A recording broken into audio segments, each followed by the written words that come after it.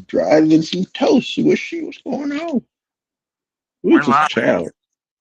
Hey, I'm at the library and I just see random people just hanging about.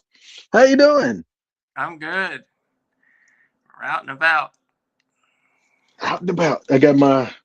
I can't see it, but it's the Griswold's shirt. Merry It's my Christmas, Aunt. Christmas shirt. Merry Christmas, Brandon. Oh, All righty. how we doing? Look, I'm doing good. Fat man, not you. I'm fat. I'm a man. There you go. Fat man. There you Insults go. coming. It's Christmas. So, Wouldn't be Christmas uh, without insults, right? oh dang, bro, what in the world? So in this episode, we're going to be talking about the 2020.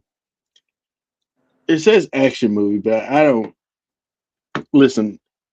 Full full disclaimer. I just finished watching just again Violent Night. That is an action Christmas movie. This is Fat Man wasn't as action as you know. It's got action. It's got some It kills. does. It does. Just It more could of have a. had more. It's more of a. I would compare it. I'm not comparing it to this movie, but in regards to your Violent Night comparison, I would compare it more to Death Wish. Not real. It's not really an action movie, but it's an action franchise apparently. You know, I haven't seen past the first movie, so I don't know. But that first movie was not all that action packed. More of a Hmm. slow burn. Now the remake is with Bruce, but the original no. But yeah, I mean, I'm not comparing it to that by any means. It's nowhere on that level, but I liked it when I first saw it. I really Yeah. did. I really liked it when I first saw it. Well, I would say it is like you said it. You said it when we were just messaging. It is a slow burn. Mm-hmm. Uh, uh, and Mel Gibson plays Chris Kringle. He's never down out downright called Santa Claus, but it's implied that he's Santa Claus. I wonder why they went with that choice. But he's the Christmas business essentially is on the decline. Nobody's all the kids in the world is a lot of kids are being bad, naughty, and he's giving out more coal than he's really giving gifts. And And that's the thing. he, I was huh? just gonna say. I think that's the thing. I think this film was really accurate about. You know, as far as how the world was in 2020 when this came out. You know, the selfishness of people, and kids too, but just in people in general, and how selfish people have become. I thought it Mm, represented that very well. But that yeah, kid, spawn of Satan, if I ever seen one. yeah. That little boy, the little kid, the little rich kid, snobby kid, was the worst kid ever, man. Yeah, you said something. If there's ever if there's ever a movie that was like, yeah, go ahead and take out this kid, that would Mm. have been the kid, for sure. And I thought that's where it was gonna go at the end, but it didn't. Um, this movie, so Santa Claus, Mel Gibson, um, he gives this kid a lump of coal, and this kid puts a hitman out on Santa to take out Santa. And then also, uh, another story is Santa has to do work for the military in order to make a profit to Yeah. stay above the water. Um, yeah, man, it was interesting. It was an interesting movie. I wasn't bored watching it. I wasn't bored. I wasn't like, oh, you know, Walton Goggins is. I'm a big fan of that guy's. So I was glad he is in this movie. I like Walton. I didn't like him as much in this though. I but he's grown a lot since what? Wasn't he in? House of Thousand Corpse. He's in the very first Yeah, House of Thousand I Corpse. was thinking something way before that though. Justified. I know he's in. That's where I Yeah, first Justified. really. I first saw him, I think, in The Shield, the TV show The Shield on FX. I never finished that show. I got up to the last season, so I don't. I'm sure he dies, and that's the way it looked like it was going. But Never seen the show. never seen The Shield. Mm-mm. It's like a great cop drama, but it feels Is that off. what? Is that Like, what Mike Chiklis? yeah, it just it came out around the same time 24, but 24 is like really high budget. This is like really low budget, but it's something about it just feels really authentic. The way it's done, it's, it's probably my favorite cop drama. If you take 24 out of the equation, because I don't really consider that. I know they're the federal government, but you know, but they're dealing with terrorism. But as far as cops, just regular police shows, I think that's probably the best one I've ever seen. But yeah, I've been a fan ever since I saw him on that show. But yeah, I don't know. I just didn't. His character reminded me of the. Have you ever seen the movie Faster? Dwayne Oh, Johnson, Billy Bob Thornton. His character reminded me of Billy Bob Thornton's, I think, character. Because isn't Billy Bob like an assassin trying to kill Dwayne? I don't remember Faster as. I remember watching it. I don't remember much about it. Maybe it's not Billy Bob. Maybe Billy Bob Thornton's the cop, but there's a guy trying to assassinate him for $1, and it reminded me so much of Faster in a way, in that sense. I liked Mel though. I thought Mel was great. I just thought it should have been more tongue in cheek for this kind of story.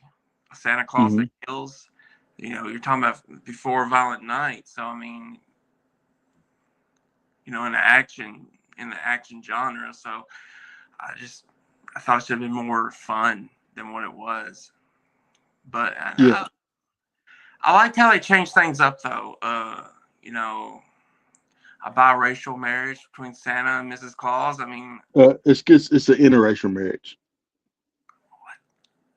Aaron, just let the race card go. I know it's No, hard for you. I'm just correcting it. Because I'm just saying. I like biracial implies like someone's of mixed race. okay. If they have kids, Interracial meaning it would be that biracial. there's a black. Huh? They have kids, they'd be biracial, right? Exactly, exactly.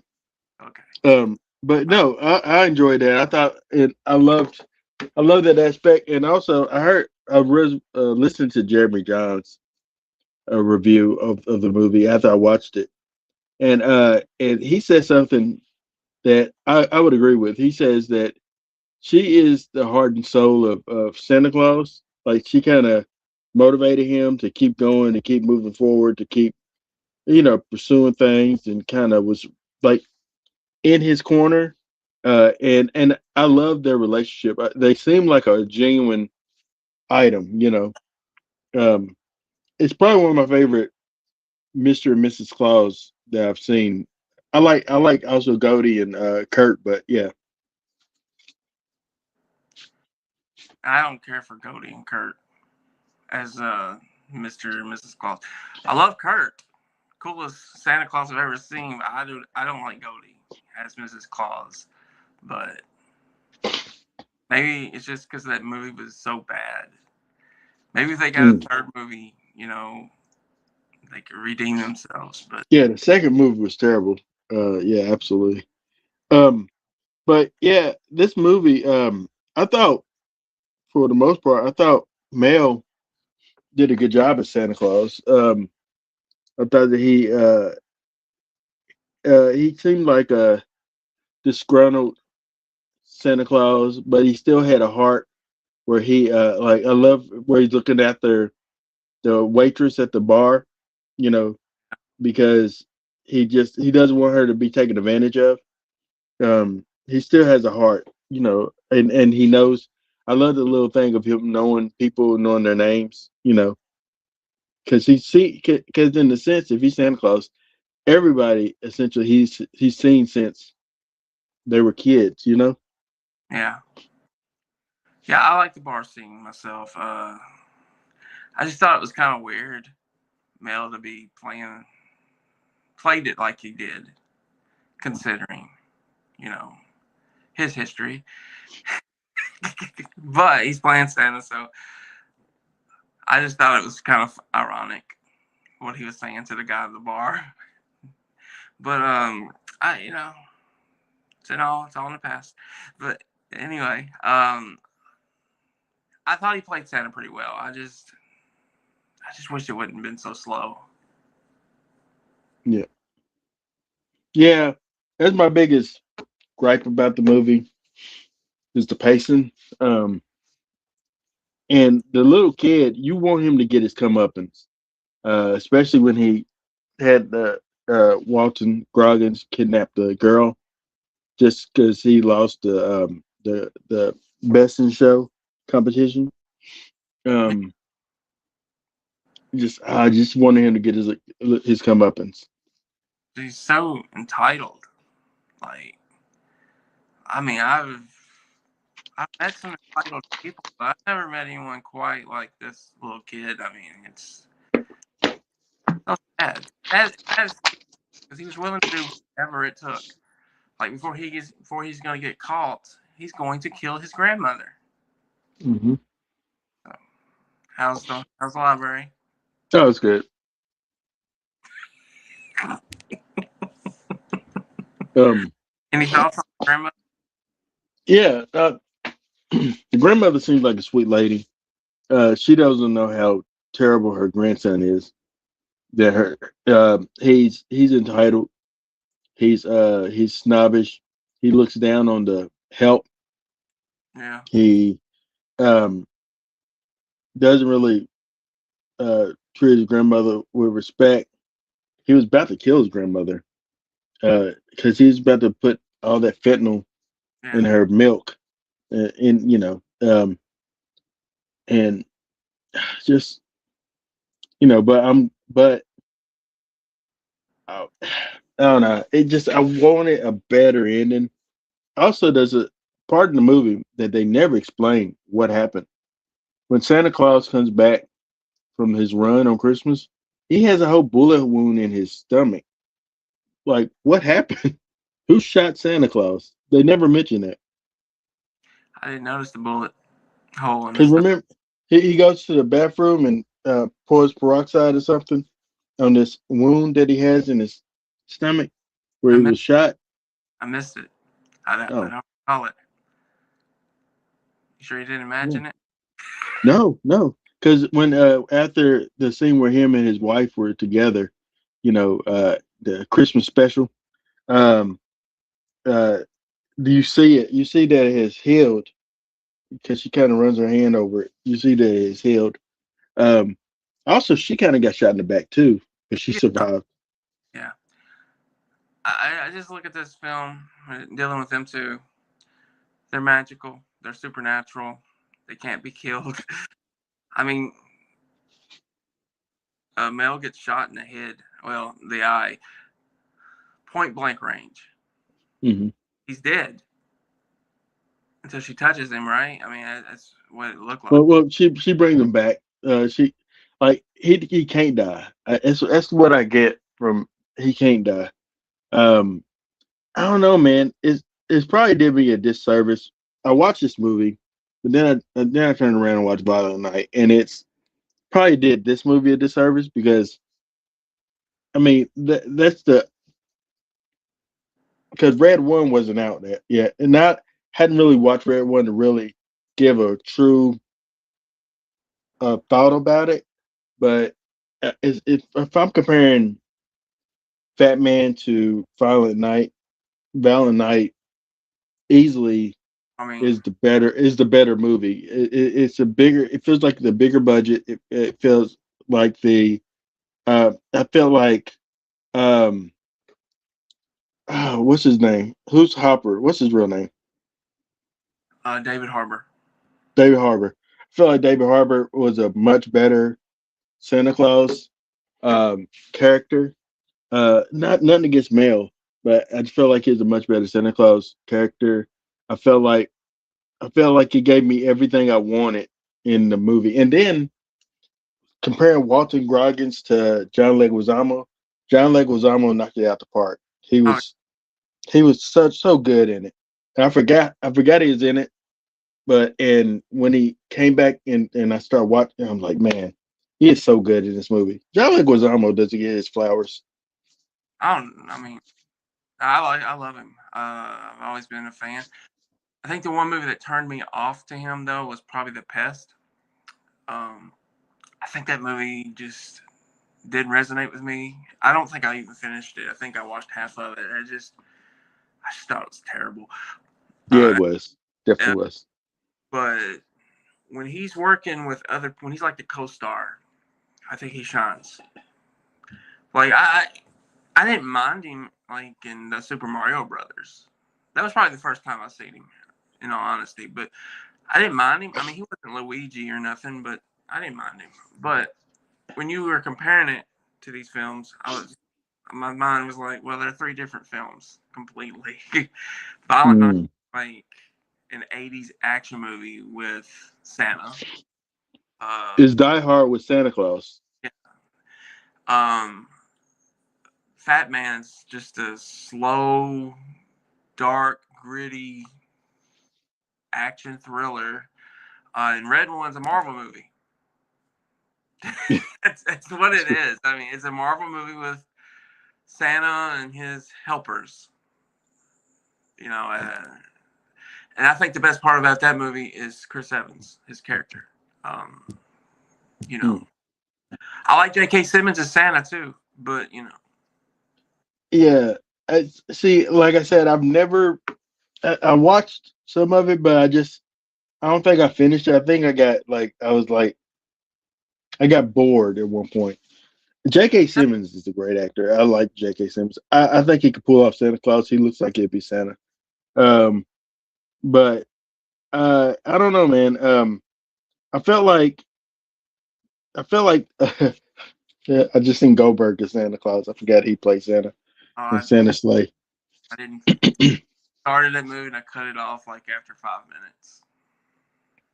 Goldberg's just Recently, terrible. He's just terrible at whatever he does. I mean, he was a um, terrible actor. I can't say anything about his pro football career, but something apparently went wrong. Maybe he got injured and just went into pro wrestling without any training. oh yeah, he went to the power plant, but I think that they just wanted to push him through. I, I don't think he's Hall of Fame worthy. That's just me. That's just me. Um, I don't Like, know. I prefer more technical wrestlers. He's more of a like there is that classification of wrestlers that are just smashers, and he's a smasher. Like the Warrior, for all intents and purposes, was like one of those just smash type of wrestlers, but yeah, something about the I would technical argue wrestlers, like the Warrior Bret Harts, had better matches huh? overall. The Warrior did have better match. Like you remember Warrior and Hogan, you remember Warrior and Rude, Warrior Savage. Um, I even remember him and Andre for a moment. Um, Undertaker and Warrior, where he was Papa Shango. I remember more about the Warriors' tenure than the streak. Like, I don't tell me one really good moment a part of that streak, other than Kevin Nash beating him after Scott Hall stunned him with a stun gun. I mean, you got a point though. Like I honestly, I can tell you more memorable Warrior matches um, than I can tell you. Like when you was talking about it, like I had a visual. of the Warrior climbing out of the big blue cage Yeah, versus Rick Rude, and he does a little hip thing, and then he drops to the floor. Uh, uh, just I remember that. I vividly remember that. I can't remember one Goldberg match. I can remember in WCW. I remember the Hogan match. I remember DDP. And the only thing I truly remember about him and Nash was the stun gun. I don't recall if the match was decent or not. Probably not, because Nash didn't care at that point. He just wanted to end the streak. He wanted to be the guy to end. I don't care what he says. He wanted to destroy and ruin Bill Goldberg. And I remember the kick, Bill Goldberg to Bret Hart. Give Bret some love. Let me ask you this real quick, and then we get back to it. I just seen something. I didn't hear it, but I seen something that Nick Khan was pretty much talking down on Rey Mysterio, saying that Rey Mysterio didn't become big, like didn't blow up essentially until after WCW, which I would disagree with that. But then I heard that Kevin Nash came to Ray's defense and kind of, pretty much said no. Ray was killing it in WCW. He was killing it in ECW. He's killing it in Mexico. In which Ray Mysterio. When I think of Ray Mysterio, my first thought was the Filthy Animals and and him and his with him and Conan and K Dog, and all them. I remember that Rey Mysterio. My thought process on that, Rey Mysterio is, in my opinion, is the reason the cruiserweight division got over. I love Malenko. Malenko's a big part of it. No, Juventud, Eddie. But when I think of that cruiserweight division back in 95, 96, I'm thinking Rey Mysterio matches. You know, his matches with Eddie alone and Juventud and Malenko. I mean, him and Malenko had great chemistry. To say that he didn't become a star, if he wasn't a big star, Kevin Nash would have never worked with him in WCW. That's the end of discussion. I don't. Nick Khan is just an idiot. I'm beginning to think WWE's ran by idiots. I'm beginning to believe CM Punk was right in 2011 when he said when Vince is gone, it's going to be ran by his what do you call him? Idiot son-in-law. I Big mean, Doofus. he's right. He was Doofus son-in-law. It kind of makes Punk look bad now, but he's kind of right. I mean, you got people chanting, "We want Vince" after the John Cena match in the post show. Hmm. Everything Yeah, he's going through, and this is public knowledge of what Vince has done. You got them chanting, "We want Vince." that tells you that they took a wrong turn somewhere. Um, And it started with The Rock. Whatever happened there, it it's went downhill ever since. so did he? I don't. Did he? I had to ask you. Did he? Because Rock was supposed to be in the program Yeah, with it's Cena and all that stuff, right? supposed to be. Something happened. They kind of, shoved it under the rug, and Cena and Cody just didn't bring it up. But So also, is that when Cena became baby again? yeah, he was forced to become a babyface because the heel turn wasn't working. You know, and why wasn't it working? Because The Rock wasn't there. You sold your soul to The Rock, and he's not even there. So I mean, I don't know what happened. I assume Rock got upset because he had a pretty good idea where they should go creatively. Hmm.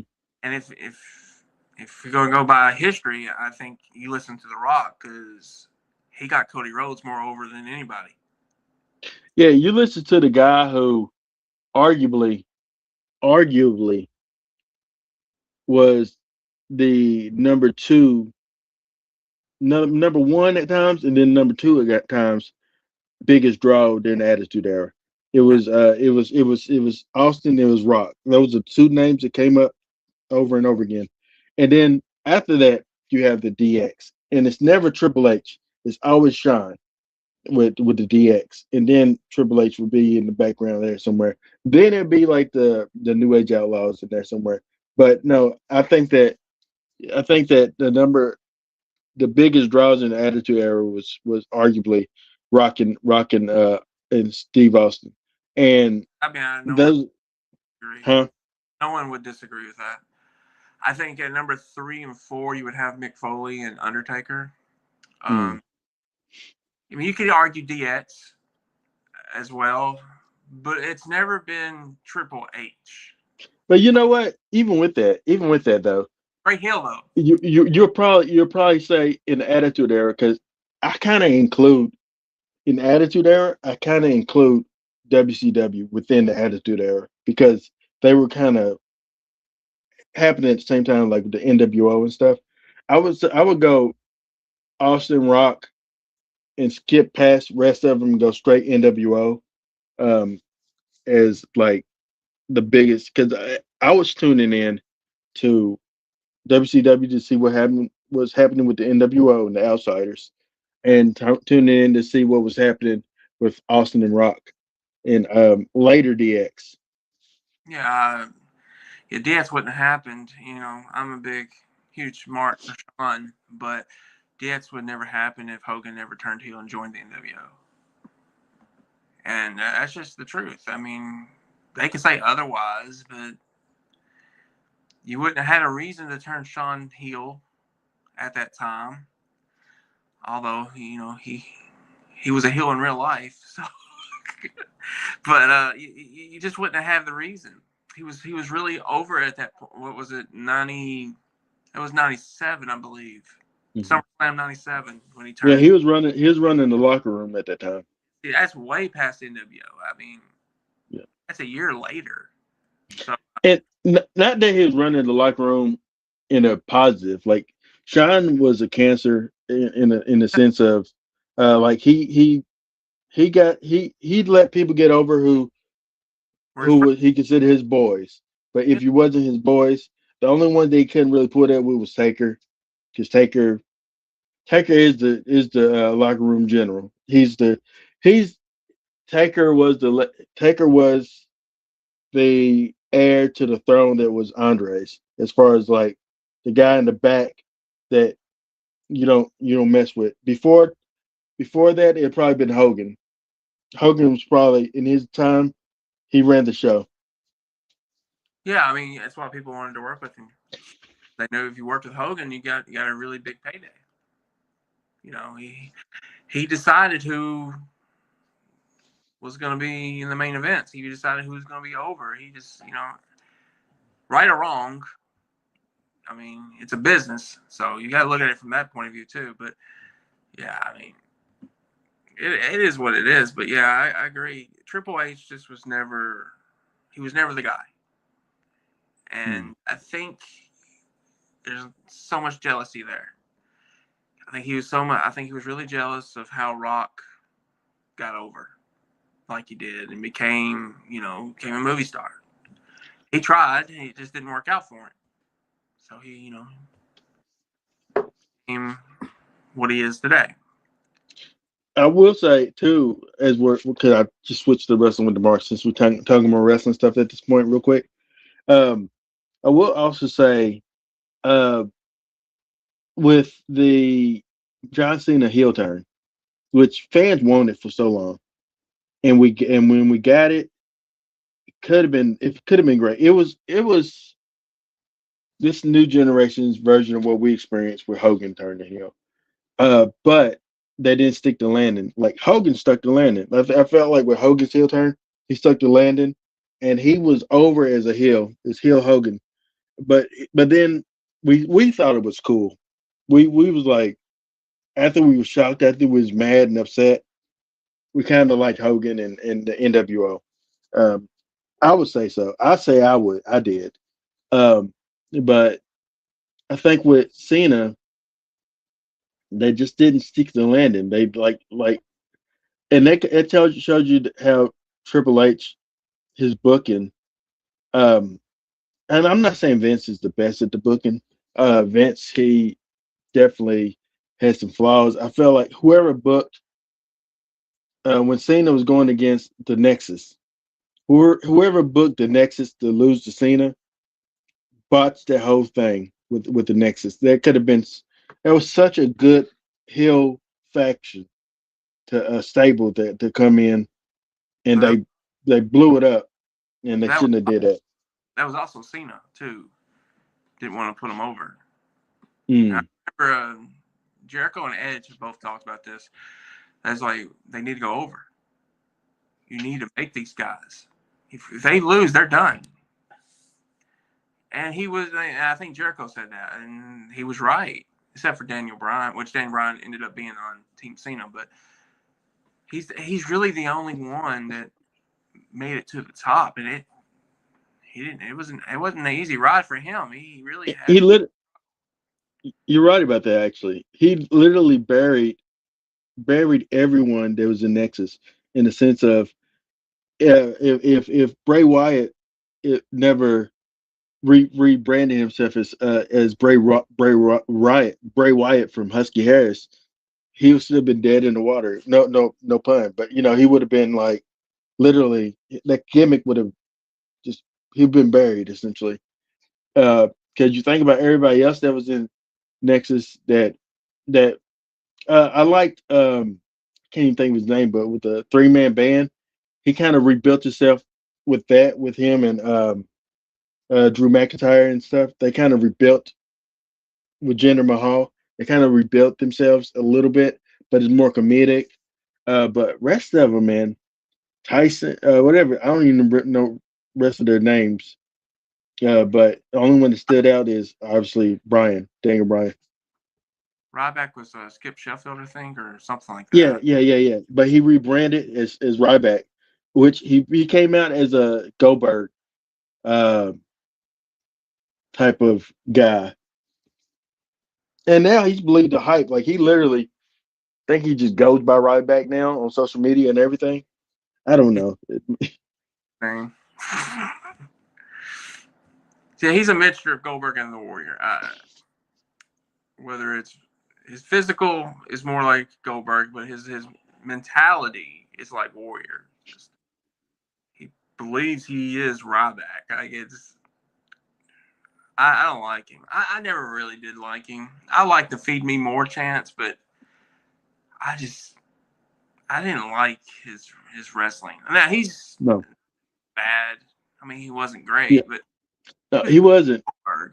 I mean, Yeah, I think that like the push that he wanted is the push that uh Braun Strowman got. You know what I'm saying?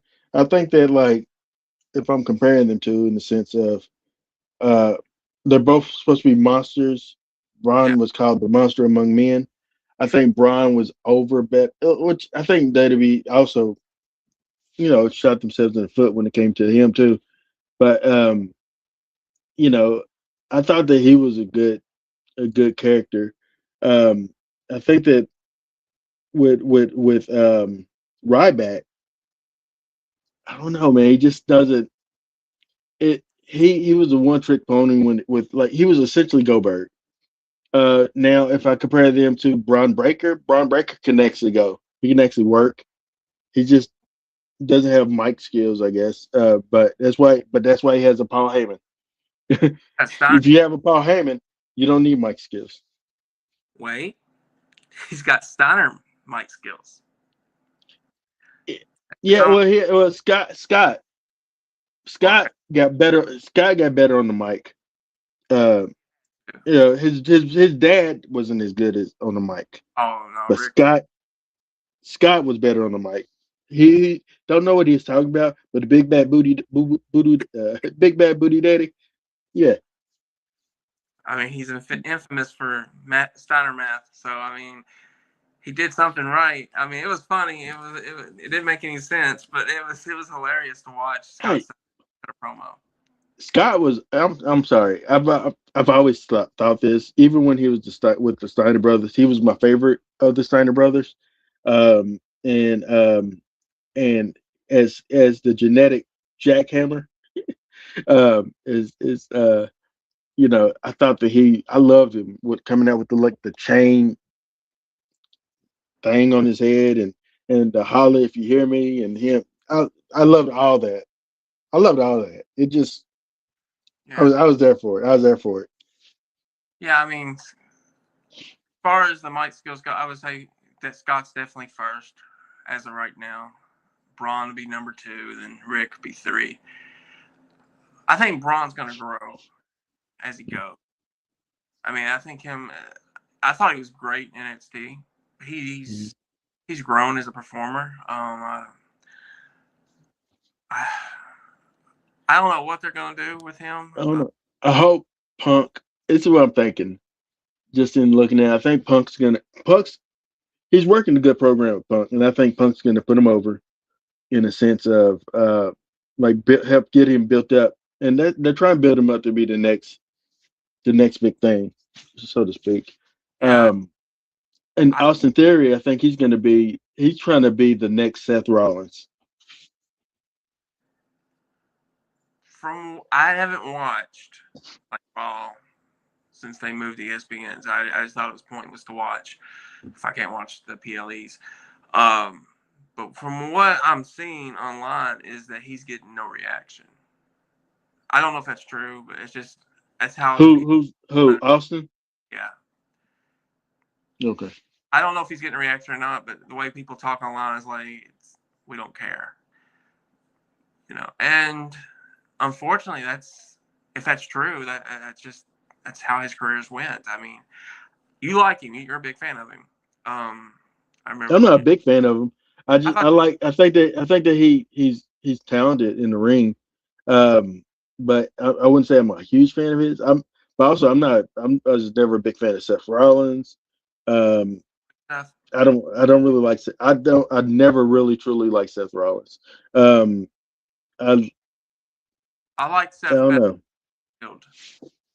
You I like felt in the Shield? his style was fresh. He, I don't know, maybe it was just the trio of them because they all brought three different things, three different styles. It was amazing to watch the Shield perform. But I like that Seth Rollins the best.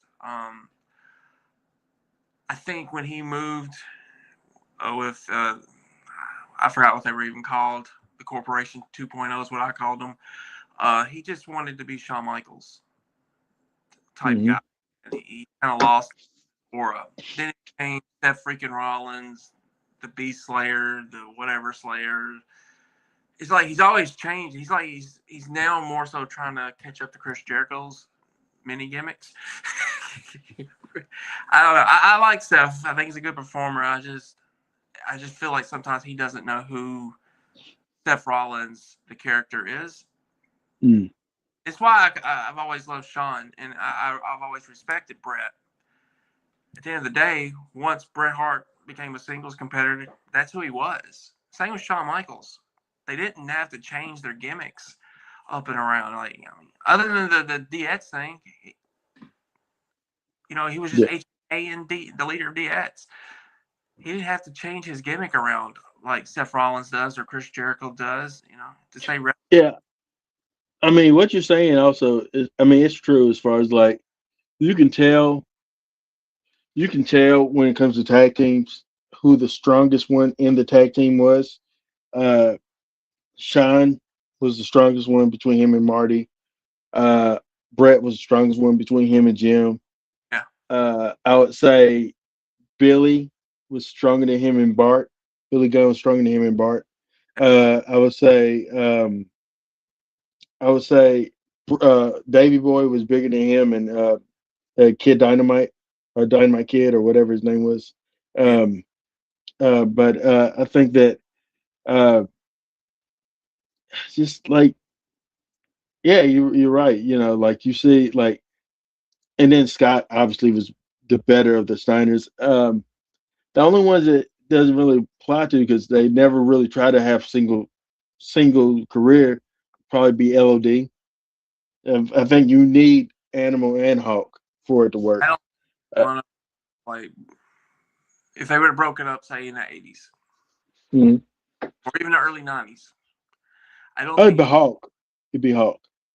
I mean Hawk would have been the more of the attraction, but I don't think either one of them would have made it to like a main event level.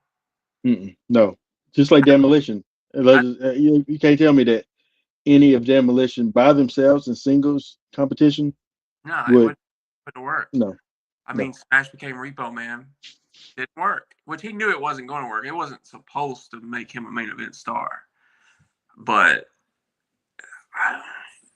when you got then, I mean, then you got some people that are. It's just my opinion. Are equals. And I mean, it's hard to say a tag team is really equal, but I think the main one I would go with would be Edge and Christian. Despite how Mhm. WWE treated Christian, he went and proved he was a main event level, and he didn't need a real life storyline to get over to make him You're that right. level. You have Sting and Ultimate Warrior. They was tag team partners at one point, and you can Okay. arguably both of them went on to be pretty major in two different organizations. But Yeah. you know, Another one I would say, well, Evolution, Batista and Randy Orton. Even though they didn't team that much together, but still they were part of the same faction. Equal. yeah, yeah. Um, I can't. I mean, it's not many teams or factions. Um, let's The see. outsiders, I feel, are Yeah, equal. Nash and Hall are equal. yeah. Even though I Nash, think those are. I think those are more super groups though. Like Edge and yeah, Christian was what you said about them. And then also I'll go ahead and say the Hardy Boys. In a sense, I thought about it because the Hardy Boys together is great, but independently, I think both of them are equally a draw and attraction in one way or another. I think Jeff though is probably shines a little bit more, but I think that yeah, they they both had to run separately. And yeah. and WWE went with Jeff. TNA made Matt a main eventer. mhm. Broken. and what you said about Edge and Christian though is the best example of that though, because I was sitting here trying to think and rack my brain as who else would I include in that. But even with like say uh, the skyscrapers, Taker arguably went on to be the bigger draw than him and Spivey. And well, Spivey did things, but Spivey was never the level of Undertaker. No, The Hollywood Blondes, I would argue and say Austin went on to be Steve Austin, and Brian Pillman was is Brian Pillman, but he's never as big as a Steve Austin. I think though you can make an He excuse. could have been. He could have been, but he passed away.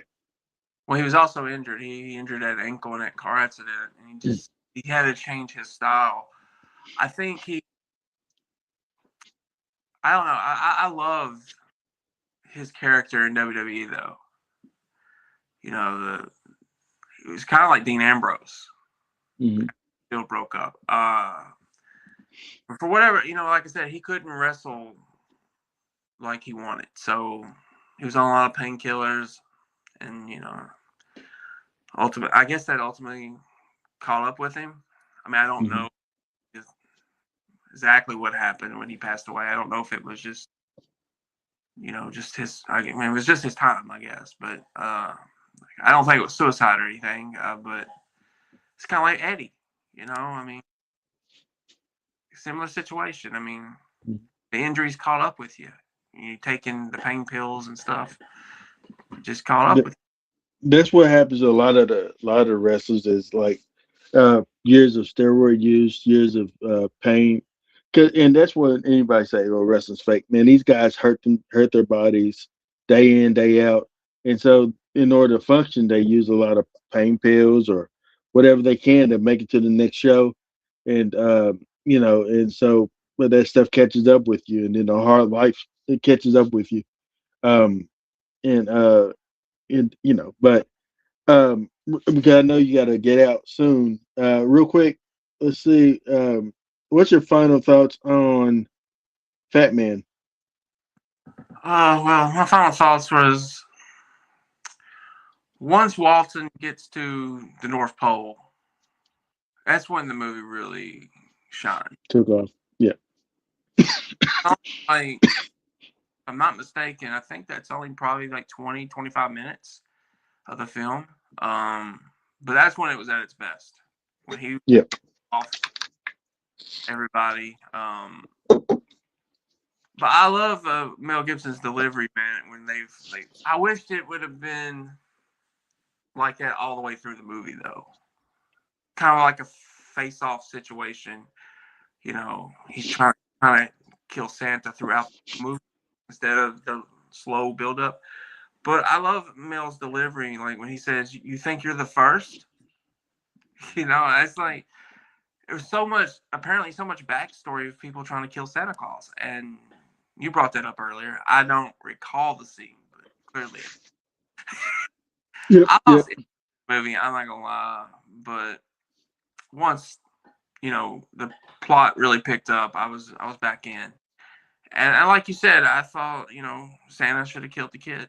I know it's very negative to say, uh, but this kid was like the spawn of Satan. So he was getting ready. He wanted to kill Santa because he got cold. He almost electrocuted the girl to death, and he was And going to he kill almost his took out grandmother. his grandmother. Yeah. Yeah.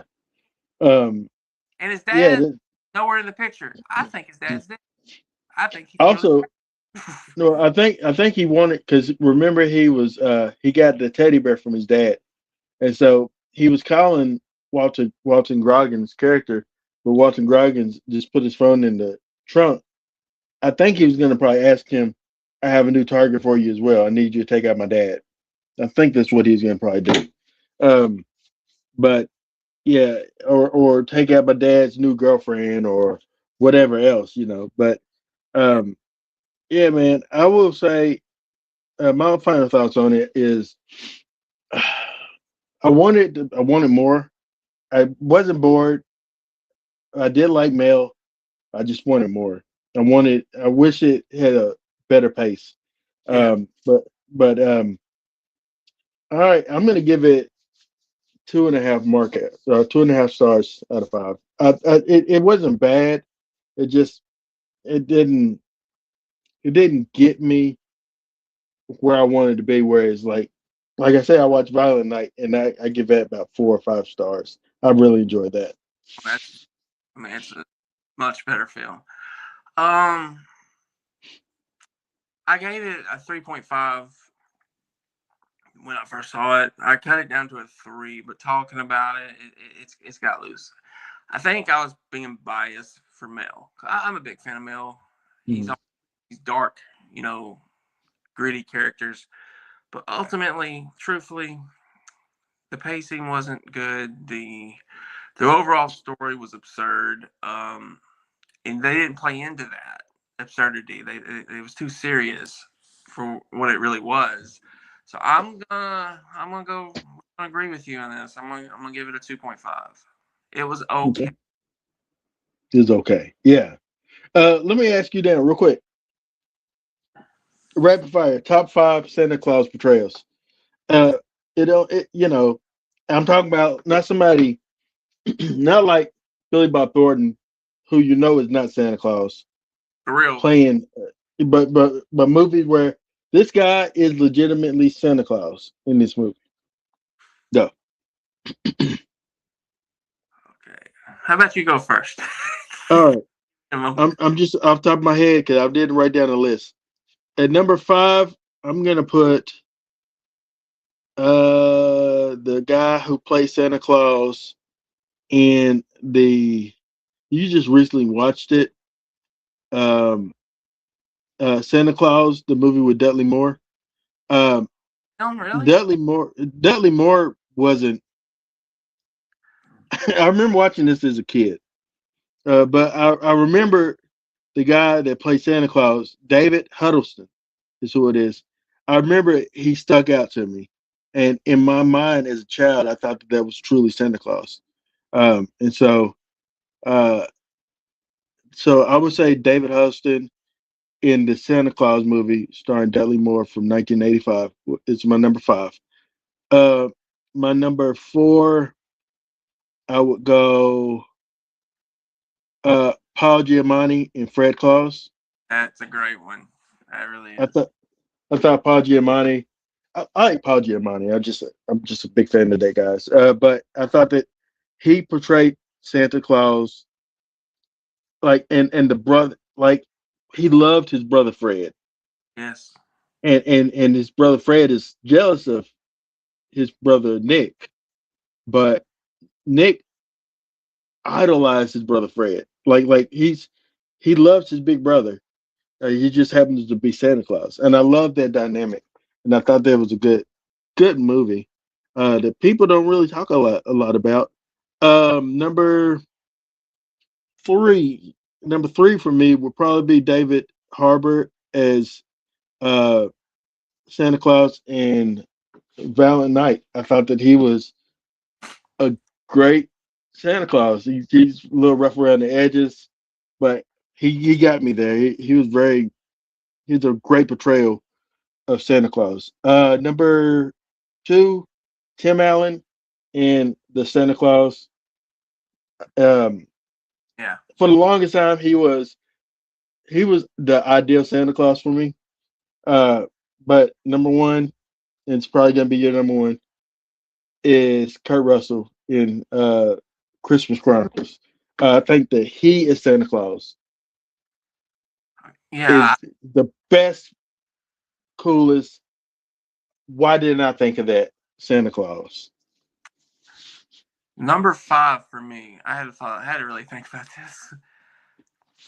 Wasn't a live action movie, but I've always loved this portrayal of Santa Claus. I don't know the actor's name, but it's from Rudolph the Red-Nosed Reindeer. I don't know. As a kid, that was probably my favorite Santa Claus growing up. Oh, I forgot about him. Like the claymation like Santa Yeah. Claus dude. Number four. Uh, it's tough. Part of me wants to go J.K. Not J.K. Simmons, but David Harbour. Hmm. But I don't know. I'm gonna go David Harbour. I'm probably missing a lot of truly good Santa Clauses and Santa Claus movies. I'm gonna go David Harbour. Number three, you said it in one of yours. I think it was number four for you, but Paul Giamatti as Nick. I thought it was genuine. He represented kindness and you know unconditional love, and for his brother and for his family, for that matter, for his elves. I mean, for everybody. He just like for a live action Santa Claus movie, what you would expect Santa Claus to be. I think that is Paul Giamatti. Hmm. Number two, classic Tim Allen, the Santa Claus. I mean, he was number one for me for a long time. But as you said, as you predicted, it is Kurt Russell is number one. He's the coolest Santa Claus. He's like Elvis. Um, he's just cool, man. He's got style. And he was very believable as Santa Claus too. Like I believe I never doubted that this guy wasn't Santa Claus. Even though I know it's Kurt Russell, I never doubted his Santa Claus. And then it's cool that you told me that he popped up in another movie as Santa Claus as well. Oh yeah, it was a Netflix. I mean, it's from the Christmas Chronicles, but they're watching it on TV. I forget. It was one of the newer Netflix movies that come out this year. I think it was My Secret Santa. It was kind of Mrs. Doubtfire meets Hallmark. It just Mm, wasn't funny at no, all. I watched and I know you gotta get out of here. I watched the what was it? Christmas with my Xmas Yeah, X. That wasn't It, wa- okay.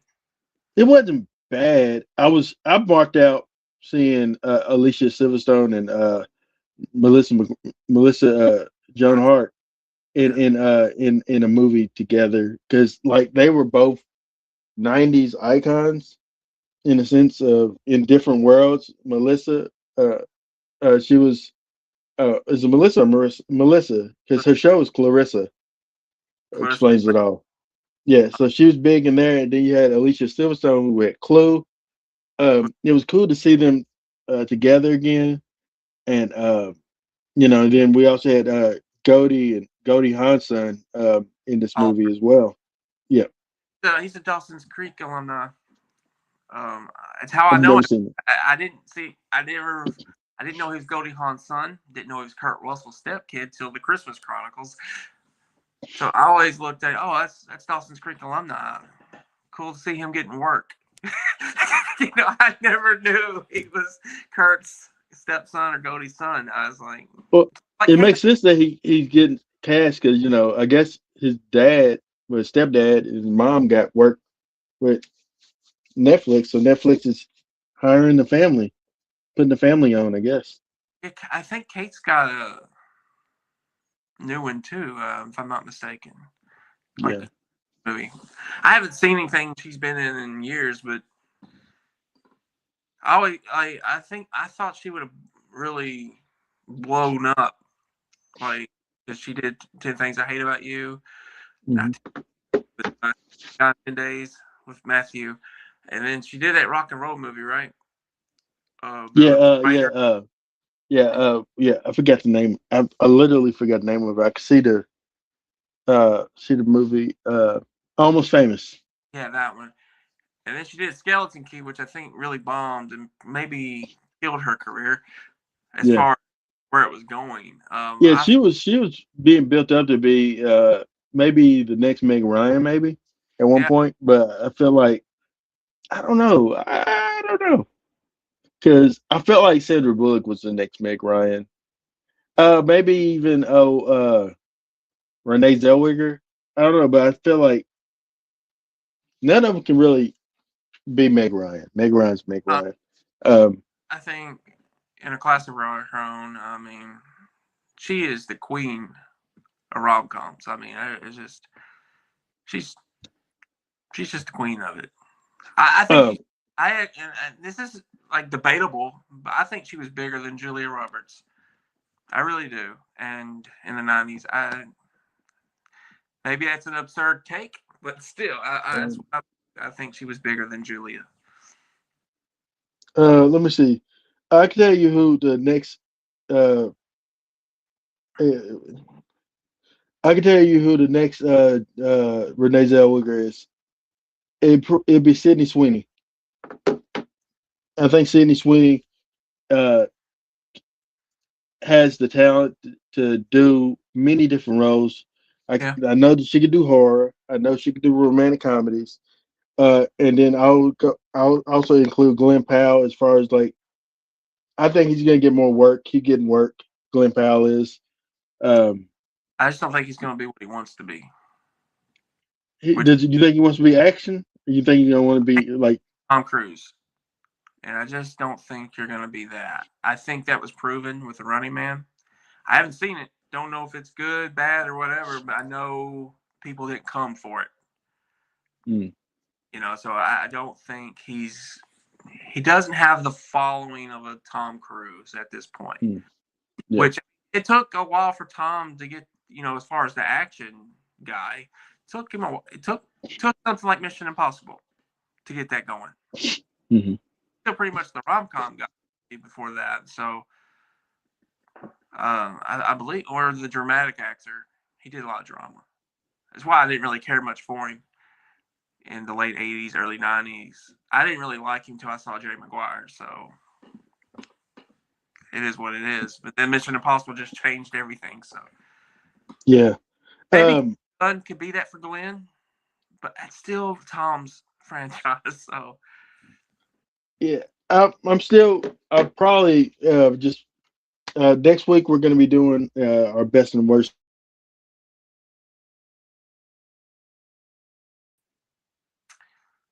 I was able. Yeah, we blinked out for a minute.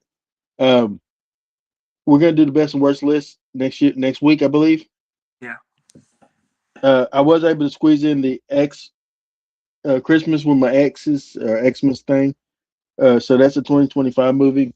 I watched another 2025 movie recently too. I can't remember what it is. Um, but I'm gonna try to watch a few more. But for Christmas, I feel I'm gonna try to watch. I didn't mention Miracle on 34th Street.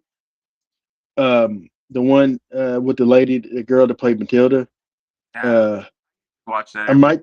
might. I'm gonna try to watch it because You never you seen? know I remember. I vaguely remember it when I was younger, but I Oh, don't. he'd be my number fourth. That guy. He'd That be my number that four. guy. Yeah. Okay, I forgot about it. Just he's just a Dave. sweet Chris. That's David. It's David Attenborough, isn't it? I mainly know him from Jurassic Park and Yeah, the Creed. dude from Jurassic Park. I think it's David Attenborough. Um, Hammond. let me see. What's his name? David something. Oh, it's not David Attenborough. I'm sorry. Um, I believe it's David. Jurassic Park. Is it not David either? It probably is David. I think we're both right with the David part. Nope, nope. It's Wrong. Richard Attenborough. Richard Attenborough. Where am I getting I was David? right on the. I was right on the last name. Where do we get David at? I don't know. It's Richard Attenborough. But yeah, he. Lord Yeah, Saint he. David. I, I do remember. I remember. I remember that movie, but I don't remember that I watched him. I remember there's a trial, Yeah. but I had to go back and watch it, man. I Oh, think I will. I will watch it. version of Santa. He really probably is. Yeah, he would be my number four. I knew I was forgetting a really good performance. Really good performance. I mean, I like everybody involved in the movie, but I'm not gonna get to watch it this year though. I'm trying to watch things I haven't seen or I haven't seen in a long Yeah. time, and I wasted a lot on Netflix. I mean, a lot. Um. Bad movie. What you got to leave by when? Like now? Yeah, I gotta call him, make sure he's ready. Then I go All get. right. Yeah, maybe next time.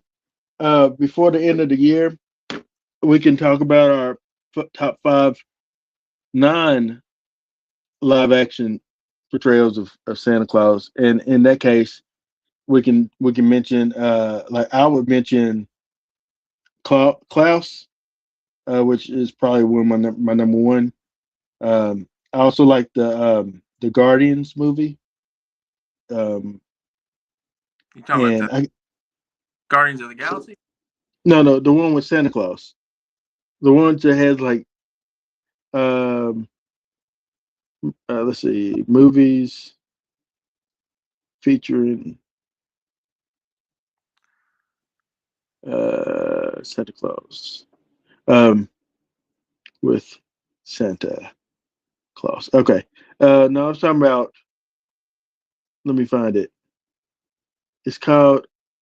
There's Author's Christmas, not the Author's Christmas, but there's another one. Oh, there's Polar Express.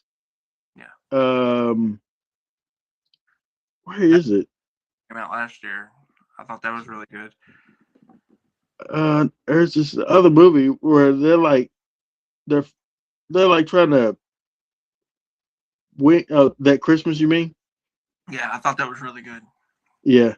There's another one down. Rise of the Guardians is what it is. I haven't seen that. 2012. I didn't realize Uh, that movie. yeah, it has Santa Claus in it, and it also has Easter Bunny and some other characters. But all right, brother. Well, next week we're gonna be doing our top 20 movies of 2025 and our top 10. Is our top five or 10? Yeah. 10 worst. All right. In the meantime and in between time, I'm Aaron. I'm Brandon. Thank you for marking out with us again on the Aaron and Brandon Show. Peace.